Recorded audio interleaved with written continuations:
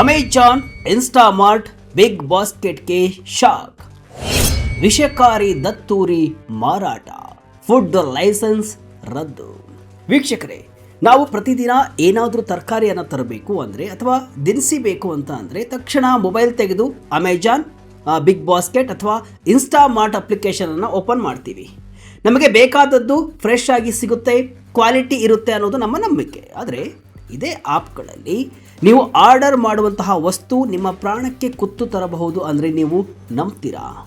S, ನೀವು ನಂಬಲೇಬೇಕು. ನೀವು ಕೇಳ್ತಾ ಇರೋದು ನಿಜ ಕೂಡ. ಕರ್ನಾಟಕ ಸರ್ಕಾರ ಈಗ ಈ ದೈತ್ಯ ಕಾಮರ್ಸ್ ಆ್ಯಪ್ಗಳ ವಿರುದ್ಧ ಅತ್ಯಂತ ಕಠಿಣ ಕ್ರಮವನ್ನು ಜರುಗಿಸಿದೆ. ಅಮೆಜಾನ್, ಬಿಗ್ ಬಾಸ್ಕೆಟ್ ಮತ್ತು ಸ್ವಿಗ್ಗಿ, ಇನ್ಸ್ಟಾಮಾರ್ಟ್ ಸಂಸ್ಥೆಗಳ ಆಹಾರ ಪರವಾನಗಿಯನ್ನು ಅಂದರೆ ಫುಡ್ ಲೈಸೆನ್ಸನ್ನು ಕರ್ನಾಟಕ ಆಹಾರ ಸುರಕ್ಷತೆ ಮತ್ತು ಔಷಧ ನಿಯಂತ್ರಣ ಇಲಾಖೆ ಸಸ್ಪೆಂಡ್ ಮಾಡಿದೆ. ಇದಕ್ಕೆ ಕಾರಣ ಏನು ಗೊತ್ತಾ? ದತ್ತೂರಿ ಹಣ್ಣು ಎಂಬ ಅತ್ಯಂತ ವಿಷಕಾರಿ ಹಣ್ಣು ಮತ್ತು ಬೀಜಗಳನ್ನು ಈ ಪ್ಲಾಟ್ಫಾರ್ಮ್ಗಳಲ್ಲಿ ಆಹಾರದ ರೂಪದಲ್ಲಿ ಮಾರಾಟ ಮಾಡ್ತಾ ಇದ್ದದ್ದು. ಅಸಲಿಗೆ ದತ್ತೂರಿ ಹಣ್ಣು ಅಷ್ಟು ವಿಷಕಾರಿನಾ? ಈ ಕಂಪನಿಗಳ ಮೇಲೆ ಸರ್ಕಾರ ಯಾಕೆ ಗರಂ ಆಗಿದೆ? ಈ ಬಗ್ಗೆ ಕಂಪನಿಗಳು ನೀಡಿರುವಂತಹ ಉತ್ತರವೇನು? ಈ ದತ್ತೂರಿ ಹಣ್ಣನ್ನು ಆನ್ಲೈನ್ನಲ್ಲಿ ಯಾಕೆ ಮಾರಾಟ ಮಾಡಲಾಗ್ತಾ ಇತ್ತು? ಜನರಿಗೆ ಇದು ಅಷ್ಟೊಂದು ಇಂಪಾರ್ಟೆಂಟ್ ಆಗಿತ್ತಾ? ಬನ್ನಿ ಈ ಶಾಕಿಂಗ್ ವರದಿಯ ಕಂಪ್ಲೀಟ್ ಡೀಟೇಲ್ಸನ್ನು ಈ ವಿಡಿಯೋದಲ್ಲಿ ನೋಡ್ಕೊಂಡು ಬರೋಣ. ಕೊನೆಯವರೆಗೂ ಮಿಸ್ ಮಾಡದೆ ಈ ವಿಡಿಯೋವನ್ನು ನೋಡಿ. ನಾನು ಶಿವಮೂರ್ತಿ ಸರ್ಪಾ. ದತ್ತೂರಿ ಹಣ್ಣು ಮಾರಾಟಕ್ಕೆ ಬಿದ್ದಿದೆ ಬ್ರೇಕ್. ರಾಜ್ಯ ಸರ್ಕಾರ ಕಠಿಣ ನಿರ್ಧಾರ. ಕರ್ನಾಟಕದ ಆಹಾರ ಸುರಕ್ಷತೆ ಮತ್ತು ಔಷಧ ನಿಯಂತ್ರಣ ಇಲಾಖೆಯು ಈಗ ಅಮೆಜಾನ್, ಇನ್ಸ್ಟಾಮಾರ್ಟ್ ಮತ್ತು ಬಿಗ್ ಬಾಸ್ಕೆಟ್ ಸಂಸ್ಥೆಗಳಿಗೆ ಚಳಿ ಬಿಡಿಸಿದೆ. ವಿಷಕಾರಿ ದತ್ತೂರಿ ಹಣ್ಣುಗಳು ಮತ್ತು ಬೀಜಗಳನ್ನು ಮಾನವ ಬಳಕೆಗೆ ಅಥವಾ ಆಹಾರವಾಗಿ ಸೇವಿಸಲು ಯೋಗ್ಯ ಎಂಬಂತೆ ಈ ಆ್ಯಪ್ಗಳಲ್ಲಿ ಲಿಸ್ಟ್ ಮಾಡಲಾಗಿತ್ತು. ಇದರ ವಿರುದ್ಧ ಸಾರ್ವಜನಿಕರಿಂದ ದೂರುಗಳು ಬಂದ ತಕ್ಷಣವೇ ಕಾರ್ಯಪ್ರವೃತ್ತರಾದ ಅಧಿಕಾರಿಗಳು ತನಿಖೆಯನ್ನು ನಡೆಸಿ ಈಗ ಈ ಮೂರೂ ಕಂಪನಿಗಳ ಆಹಾರ ಪರವಾನಗಿಯನ್ನು ತಾತ್ಕಾಲಿಕವಾಗಿ ರದ್ದುಗೊಳಿಸಿದ್ದಾರೆ. ಇದು ಕೇವಲ ನೋಟಿಸ್ ಅಲ್ಲ, ಬದಲಾಗಿ ಲೈಸೆನ್ಸ್ ಅಮಾನತು. ಅಂದರೆ ಮುಂದಿನ ಆದೇಶದವರೆಗೆ ಅಥವಾ ಹಿಯರಿಂಗ್ ಮುಗಿಯುವವರೆಗೆ ಈ ಕಂಪನಿಗಳು ಆಹಾರ ಪದಾರ್ಥಗಳ ಮಾರಾಟಕ್ಕೆ ಸಂಬಂಧಿಸಿದಂತೆ ಸಂಕಷ್ಟವನ್ನು ಎದುರಿಸಲಿವೆ. ಕೇವಲ ಆ್ಯಪ್ಗಳು ಮಾತ್ರವಲ್ಲ, ಇವುಗಳಿಗೆ ಈ ವಿಷಕಾರಿ ಹಣ್ಣುಗಳನ್ನು ಪೂರೈಕೆ ಮಾಡ್ತಾ ಇದ್ದಂತಹ ಸಪ್ಲೈಯರ್ಸ್ ಮತ್ತು ಸೆಲ್ಲರ್ಗಳ ಪರವಾನಗಿಯನ್ನು ಕೂಡ ಈಗ ತಕ್ಷಣದಿಂದಲೇ ಜಾರಿಗೆ ಬರುವಂತೆ ರದ್ದು ಮಾಡಲಾಗಿದೆ. ಏನಿದು ದತ್ತೂರಿ ಹಣ್ಣು? ಎಷ್ಟು ಅಪಾಯಕಾರಿ? ತಿನ್ನುವ ಮುನ್ನ ಯೋಚಿಸಿ, ಇದು ಪ್ರಾಣಕ್ಕೆ ಸಂಚಕಾರ. ವೀಕ್ಷಕರೇ, ದತ್ತೂರಿ ಹಣ್ಣು ಅಂದರೆ ಏನು? ಇದು ಅಷ್ಟೊಂದು ಅಪಾಯಕಾರಿನ ಅಂತ ನಿಮಗೆ ಅನಿಸ್ಬೋದು. ಹೌದು, ಇದು ಎಲ್ಲೆಂದರಲ್ಲಿ ರಸ್ತೆ ಬದಿಗಳಲ್ಲಿ, ಪಾಳು ಬಿದ್ದ ಜಾಗಗಳಲ್ಲಿ ಬೆಳೆಯುವಂತಹ ಒಂದು ಕಳೆ ಗಿಡ. ಇದರ ಹೂವು ಬೆಳ್ಳಗಿರುತ್ತೆ, ನೋಡಲು ಚೆನ್ನಾಗಿರುತ್ತೆ. ಆದರೆ ವೀಕ್ಷಕರೇ, ದತ್ತೂರಿ ಎಂಬುದು ಅತ್ಯಂತ ವಿಷಯುಕ್ತ ಸಸ್ಯ. ವಿಜ್ಞಾನದ ಪ್ರಕಾರ ದತ್ತೂರಿ ಹಣ್ಣು ಅಥವಾ ಬೀಜಗಳನ್ನು ಸೇವಿಸಿದರೆ ಮನುಷ್ಯನ ನರಮಂಡಲಕ್ಕೆ ತೀವ್ರ ಹಾನಿಯಾಗುತ್ತೆ.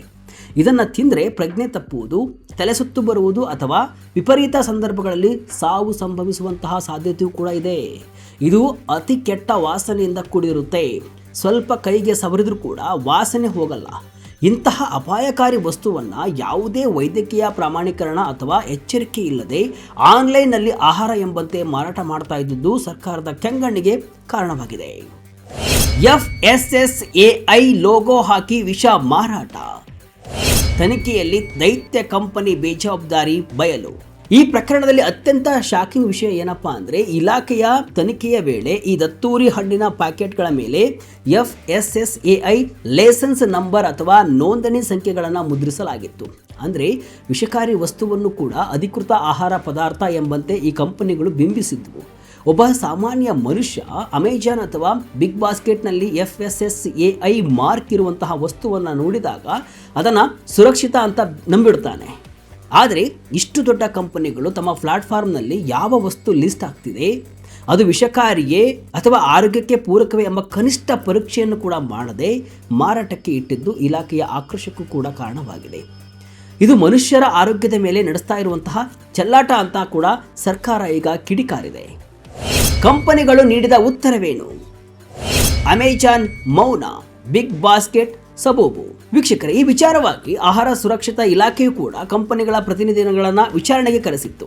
ಆಗ ಅಲ್ಲಿ ನಡೆದಿದ್ದೇನಪ್ಪ ಅಂತ ಅಂದರೆ, ಅಮೆಜಾನ್ ಈ ದೈತ್ಯ ಸಂಸ್ಥೆಯು ಇಲಾಖೆಯ ನೋಟಿಸ್ಗೆ ಯಾವುದೇ ಸರಿಯಾದ ಪ್ರತಿಕ್ರಿಯೆಯನ್ನು ಕೊಟ್ಟಿಲ್ಲ. ಅಂದರೆ ಸರ್ಕಾರದ ಆದೇಶವನ್ನು ಗಂಭೀರವಾಗಿ ಪರಿಗಣಿಸಿಲ್ಲ ಎಂಬುದು ಇದರಿಂದ ಸ್ಪಷ್ಟವಾಗುತ್ತೆ. ಇನ್ನು ಇನ್ಸ್ಟಾಮಾರ್ಟ್ ಏನು ಹೇಳಿದಪ್ಪ ಅಂತ ಅಂದರೆ, ನಾವು ಇದರ ಬಗ್ಗೆ ಏನೂ ಕ್ರಮ ತೆಗೆದುಕೊಂಡಿದ್ದೇವೆ ಎಂಬ ದಾಖಲೆಗಳನ್ನು ಸಲ್ಲಿಸಲು ನಮಗೆ ಇನ್ನೂ ಹೆಚ್ಚಿನ ಕಾಲಾವಕಾಶ ಬೇಕು ಅಂತ ಕೇಳಿಕೊಂಡಿದೆ. ಇನ್ನು ಬಿಗ್ ಬಾಸ್ಕೆಟ್ ಕಂಪನಿ, ನಾವು ಈಗ ಆನ್ಲೈನ್ನಲ್ಲಿ ಮಾರಾಟವನ್ನು ನಿಲ್ಲಿಸಿದ್ದೇವೆ ಮತ್ತು ಮುಂದಿನ ದಿನಗಳಲ್ಲಿ ಈ ಪ್ಯಾಕೆಟ್ ಮೇಲೆ ನಾಟ್ ಫಾರ್ ಹ್ಯೂಮ್ಯಾನ್ ಕನ್ಸಂಪ್ಷನ್ ಅಂದರೆ ಮಾನವ ಬಳಕೆಗೆ ಯೋಗ್ಯವಲ್ಲ ಎಂಬ ಲೇಬಲ್ ಅನ್ನು ಹಾಕ್ತೀವಿ ಅಂತ ಹೇಳಿದೆ. ಆದರೆ ರೆಗ್ಯುಲೇಟರ್ಗಳು ಈ ಉತ್ತರಗಳಿಂದ ತೃಪ್ತರಾಗಿಲ್ಲ. ವಿಷಕಾರಿ ವಸ್ತುವನ್ನು ಆಹಾರ ಅಂತ ಲಿಸ್ಟ್ ಮಾಡುವುದೇ ತಪ್ಪು, ಅದನ್ನು ಸ್ಟೋರ್ ಮಾಡುವುದು ಮತ್ತು ವಿತರಿಸುವುದು ಕಾನೂನು ಬಾಹಿರ ಅಂತ ಅಧಿಕಾರಿಗಳು ಈಗ ಗುಡುಗಿದ್ದಾರೆ. ಯಾಕಾಗಿ ಮಾರಾಟ ಮಾಡಲಾಗ್ತಿತ್ತು? ಪೂಜೆ ಆಯುರ್ವೇದದ ಹೆಸರಲ್ಲಿ ನಡೀತಾ ಇದೆಯಾ ದಂಧೆ? ಸಾಮಾನ್ಯವಾಗಿ ದತ್ತೂರಿ ಹಣ್ಣುಗಳನ್ನು ಧಾರ್ಮಿಕ ಪೂಜೆಗಳಿಗೆ, ಅಂದರೆ ಉದಾಹರಣೆಗೆ ಶಿವನ ಪೂಜೆಗೆ ಅಥವಾ ಕೆಲವು ಆಯುರ್ವೇದ ಚಿಕಿತ್ಸೆಗಳಲ್ಲಿ ವೈದ್ಯರ ಮಾರ್ಗದರ್ಶನದಲ್ಲಿ ಬಳಸಲಾಗುತ್ತೆ. ಆದರೆ ಈ ಆನ್ಲೈನ್ ಕಂಪನಿಗಳು ಇದನ್ನು FSSAI ಲೈಸೆನ್ಸ್ ಅಡಿಯಲ್ಲಿ ಆಹಾರ ಪದಾರ್ಥಗಳ ವರ್ಗದಲ್ಲಿ ಮಾರಾಟವನ್ನು ಮಾಡ್ತಾ ಇದ್ವು. ಇತ್ತೀಚಿನ ದಿನಗಳಲ್ಲಿ ಜನರು ಕೂಡ ಸೋಷಿಯಲ್ ಮೀಡಿಯಾದಲ್ಲಿ ಯಾವುದೋ ಒಂದು ತಪ್ಪು ಮಾಹಿತಿಯನ್ನು ನೋಡಿ ಈ ಹಣ್ಣುಗಳಿಂದ ರೋಗ ವಾಸಿಯಾಗುತ್ತೆ ಎಂಬ ಭ್ರಮೆಯಲ್ಲಿ ಸೇವಿಸುವ ಅಪಾಯವಿರುತ್ತೆ. ಯಾವುದೇ ಗೈಡ್ಲೈನ್ಸ್ ಇಲ್ಲದೆ ಇಂತಹ ವಿಷಕಾರಿ ವಸ್ತುಗಳು ಜನರ ಮನೆ ಬಾಗಿಲಿಗೆ ಸುಲಭವಾಗಿ ತಲುಪ್ತಾ ಇರುವುದು ಕೂಡ ಒಂದು ದೊಡ್ಡ ಸಾಮಾಜಿಕ ಸಮಸ್ಯೆಯಾಗಿ ಪರಿಣಮಿಸಿತು. ಇದನ್ನೇ ಗಂಭೀರವಾಗಿ ಪರಿಗಣಿಸಿದ ಸರ್ಕಾರ ಇ ಕಾಮರ್ಸ್ ವೆಬ್ಸೈಟ್ಗಳಿಂದ ಈ ಲಿಸ್ಟಿಂಗ್ಗಳನ್ನು ತಕ್ಷಣವೇ ತೆಗೆದುಹಾಕಲು ಆದೇಶವನ್ನು ಹೊರಡಿಸಿದೆ. ದತ್ತೂರಿ ಗಿಡ ಮನೆ ಹತ್ತಿರ ಇದ್ದರೆ ಎಚ್ಚರ, ಮಕ್ಕಳಿಗೆ ಸಾಕು ಪ್ರಾಣಿಗಳಿಗೆ ಇದರಿಂದ ಅಪಾಯ. ವೀಕ್ಷಕರೇ, ದತ್ತೂರಿ ಗಿಡಗಳು ಸಾಮಾನ್ಯವಾಗಿ ಗದ್ದೆಗಳ ಅಂಚಿನಲ್ಲಿ ಮನೆಯ ಹತ್ತಿರದ ಕಳೆ ಗಿಡಗಳ ಜೊತೆ ಅನಾಯಾಸವಾಗಿ ಬೆಳೆಯುತ್ತೆ. ಬಿಳಿ ಹೂವು ಬಿಡುವಂತಹ ಈ ಗಿಡದ ಬಗ್ಗೆ ಅನೇಕರಿಗೆ ತಿಳಿದಿರಲಿಲ್ಲ. ಮಕ್ಕಳು ಆಟವಾಡುತ್ತಾ ಇದರ ಹಣ್ಣು ಅಥವಾ ಬೀಜಗಳನ್ನು ಬಾಯಿಗೆ ಹಾಕಿಕೊಂಡ್ರೆ ಅದು ಪ್ರಾಣಕ್ಕೆ ಕುತ್ತು ತರಬಹುದು. ಇನ್ನು ಸಾಕು ಪ್ರಾಣಿಗಳಿಗೂ ಇದು ಅಷ್ಟೇ ಅಪಾಯಕಾರಿ. ಹೀಗಾಗಿ ನಮ್ಮ ಸುತ್ತಮುತ್ತಲಿರುವ ಸಸ್ಯಗಳ ಬಗ್ಗೆ ನಮಗೆ ಸರಿಯಾದ ಮಾಹಿತಿ ಇರಬೇಕು. ಆನ್ಲೈನ್ನಲ್ಲಿ ನ್ಯಾಚುರಲ್ ಅಥವಾ ಹರ್ಬಲ್ ಅಂತ ಸಿಗುವ ಪ್ರತಿಯೊಂದು ಆರೋಗ್ಯಕ್ಕೆ ಒಳ್ಳೆಯದಲ್ಲ ಎಂಬ ಎಚ್ಚರಿಕೆ ಎಲ್ರಿಗೂ ಕೂಡ ಇರಬೇಕಾಗುತ್ತೆ. ಸದ್ಯಕ್ಕೆ ಈ 3 ಕಂಪನಿಗಳ ಫುಡ್ ಲೈಸೆನ್ಸ್ ಸಸ್ಪೆಂಡ್ ಆಗಿದೆ. ಸರ್ಕಾರವು ಒಂದು ವಿಚಾರಣೆ ನಡೆಸಲಿದೆ. ಅಲ್ಲಿ ಈ ಕಂಪನಿಗಳು ತಮ್ಮ ತಪ್ಪನ್ನು ಒಪ್ಪಿಕೊಂಡು ಹೇಗೆ ಇಂತಹ ತಪ್ಪು ಮರುಕಳಿಸದಂತೆ ತಡೆಯುತ್ತೇವೆ ಎಂಬ ಬಗ್ಗೆ ಬಲವಾದ ಪುರಾವೆಗಳನ್ನು ನೀಡಿದರೆ ಮಾತ್ರ ಲೈಸೆನ್ಸ್ ವಾಪಸ್ ಸಿಗುವ ಸಾಧ್ಯತೆ ಇದೆ. ಕರ್ನಾಟಕ ಸರ್ಕಾರದ ಈ ಕ್ರಮವು ಇಡೀ ದೇಶದ ಇ ಕಾಮರ್ಸ್ ಉದ್ಯಮಕ್ಕೆ ಒಂದು ದೊಡ್ಡ ಪಾಠವಾಗಿದೆ. ಕೇವಲ ಲಾಭಕ್ಕಾಗಿ ಏನು ಬೇಕಾದರೂ ಲಿಸ್ಟ್ ಮಾಡಬಾರದು ಮತ್ತು ಗುಣಮಟ್ಟದ ತಪಾಸಣೆ ಅತ್ಯಂತ ಕಡ್ಡಾಯ ಎಂಬುದು ಕೂಡ ಈಗ ಸಾಬೀತಾಗಿದೆ. ಅಮೆಜಾನ್ ಮತ್ತು ಇನ್ಸ್ಟಾಮಾರ್ಟ್, ಬಿಗ್ ಬಾಸ್ಕೆಟ್ ಸಂಸ್ಥೆಗಳಿಗೆ ಇದು ಫೈನಲ್ ವಾರ್ನಿಂಗ್ ಆಗಿದ್ದು, ಇನ್ನು ಮುಂದೆ ಇಂತಹ ಯಾವುದೇ ಲೋಪ ಕಂಡು ಬಂದರೆ ಕೇವಲ ಸಸ್ಪೆನ್ಷನ್ ಅಲ್ಲ, ಬೃಹತ್ ದಂಡ ಮತ್ತು ಕಾನೂನು ಕ್ರಮ ಎದುರಿಸಬೇಕಾಗುತ್ತೆ ಅಂತಾನೂ ಕೂಡ ಎಚ್ಚರಿಕೆ ಕೊಡಲಾಗಿದೆ. ವೀಕ್ಷಕರೇ, ಒಟ್ಟಾರೆಯಾಗಿ ಜನಪ್ರಿಯ ಇ ಕಾಮರ್ಸ್ ಸಂಸ್ಥೆಗಳಾದ ಅಮೆಜಾನ್, ಬಿಗ್ ಬಾಸ್ಕೆಟ್ ಮತ್ತು ಇನ್ಸ್ಟಾಮಾರ್ಟ್ ಮೇಲೆ ಕರ್ನಾಟಕ ಸರ್ಕಾರ ಕೈಗೊಂಡಿರುವಂತಹ ಈ ಕ್ರಮವು ಅತ್ಯಂತ ಸ್ವಾಗತಾರ್ಹ. ಲಾಭದ ಉದ್ದೇಶದಿಂದ ಜನರ ಜೀವದ ಜೊತೆ ಚೆಲ್ಲಾಟವಾಡುವುದು ಕೂಡ ಅಕ್ಷಮ್ಯ ಅಪರಾಧ.